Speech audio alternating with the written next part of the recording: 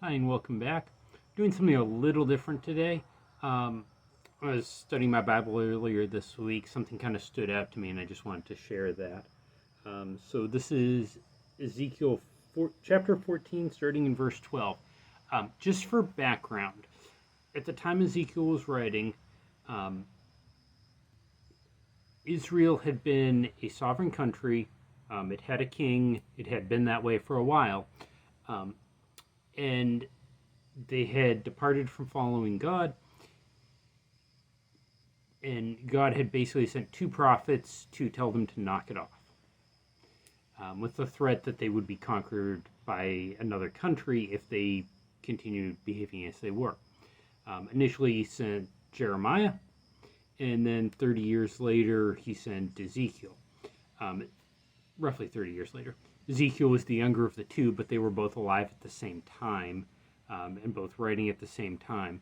And Ezekiel would have been 17 when Babylon initially invaded Israel. Babylon came in, big battle, conquered Jerusalem, turned Israel into essentially a vassal state that was expected to be paying taxes to the king of Babylon. A few years later, the king of Israel said, "No, we're not going to do that." Babylon invades again, conquers Jerusalem again, hauls off a bunch of people to Babylon. Israel is left as a vassal state again. Once again, rebels. Babylon comes in, essentially wipes them out, leaves a handful of people in Israel, hauls everyone else back to Babylon. The prophet Daniel later on was one of those people who was hauled to Babylon as a child. Ezekiel would have been 17 the first time, roughly 17 the first time that Babylon attacked Israel. Jeremiah was about 30 years older at the time, so if you kind of compare the two books, Ezekiel seems a little more childish in what he does, or what God tells him to do. But anyways, let's just get down to this. And I found this really inspiring when I read it earlier. So Ezekiel 14, verse 12.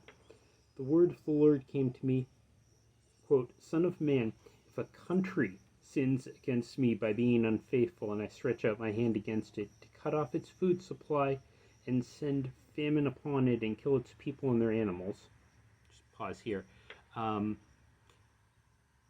I want to just point out this says a country here. It doesn't say specifically Israel. So some of this may kind of, like the original message, yes, this was God telling Ezekiel to tell the Israelites at the time who were, off in the Middle East. But it kind of applies today. If you compare, like, Leviticus 17 or 18 to what's been going on in the U.S. for the last few years, yeah, you can figure it out. And also, we're talking about cutting off the food supply. We're told in Matthew and in Mark and in Revelation that there's going to be famines. My other video, I went into this in more detail. If you want to go watch that, I don't have the references in front of me. So we're talking about, if a country sins against me by being unfaithful, and I stretch out my hand against it to cut off its food supply and send famine upon it and kill its people and their animals, even if these three men, Noah, Daniel, and Job, were in it, they would only save themselves by their righteousness, declares the sovereign Lord. It's worth mentioning, Daniel's a pretty common name.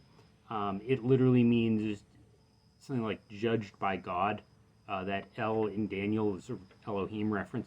So this is probably not referring to the prophet Daniel, who was taken as a young man into Babylon a few years.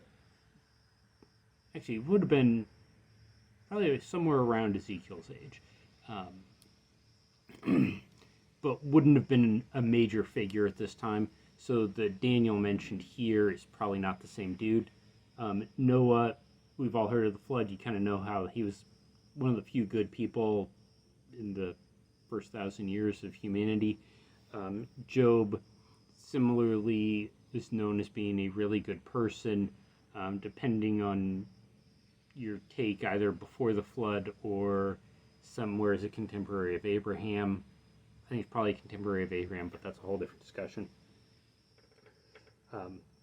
But here it's saying, like, if these three people were in the country when God comes to judge them, these three people would only be able to save themselves. They wouldn't be able to save everyone else. And the message to the Israelites at this time, when they're about to get conquered by Babylon, is, hey, even if there's a few good people, it's not going to save all of you. The nice message to us is, when this happened, these three people, these good people, could save only themselves. That's kind of some good news. But let's just continue on. Or if I send wild beasts through the country and they leave it childless and it becomes desolate so that no one can pass through it because of the beast, as surely as I live, declares the sovereign Lord, even if these three men were in it, they could not save their own sons or daughters. They alone would be saved, but the land would be desolate. So once again, he's telling the Israelites at that time, just because there's a few people in your country doesn't mean you're going to get saved. It's not good news. But kind of the takeaway from that I had is, hey, it's don't abandon hope. Just because I'm wiping out the country, you can still be okay. Continuing on in verse 17, or if I bring a sword against the country, it's saying the country, not Israel. Or if I bring a sword against that country and say, the sword shall pass through the land, and I will kill its people and their animals, as surely as I live, declares the sovereign Lord. Even if these three men were in it, they could not save their own sons or daughters. They alone would be saved. So now we've got, if there's getting wiped out by war, these two dudes, there's still hope. Continuing verse 19, or if I send a plague into the land and pour out my wrath on it through bloodshed, killing its people and their animals, as surely as I live, declares the sovereign Lord, even if Noah, Daniel, and Job were in it, they could not save neither son nor daughter. They would save only themselves by their righteousness. So the message to Israel is kind of like, if there's a few good people, I'm going to wipe you out. But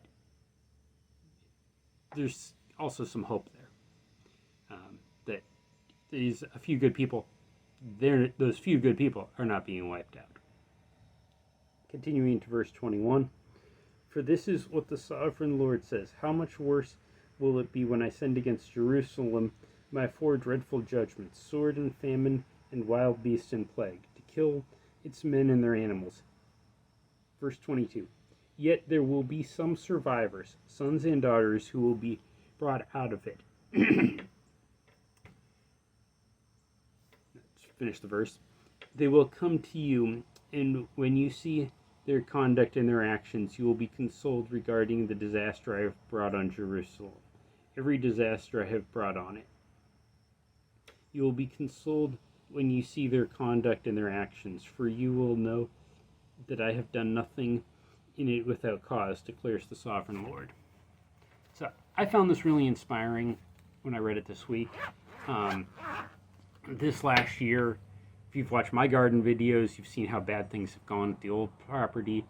I've got a friend who's gardening in Austin. His garden was a mess. He was the most successful gardener I know, and the only crop he got out of the ground was jalapenos. I've got a friend who gardens up in Washington State. And similarly, they got a late freeze. So they planted, froze, everything died, planted, froze, everything died, planted again, and now they have a short growing season, where here in Texas it was just stupid hot and everything struggled with the heat.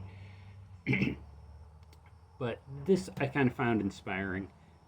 So, like, even if there's famines, even if there's food shortages, which I think is pretty likely to come up when the wheat harvests come in in a few months, or should be coming in a few months and don't quite, combined with the fact that the breadbasket of Europe is in the middle of a war after getting invaded. But this says, like, there's going to be some people who survive. And I found that really inspiring when I read it this morning, or earlier this week.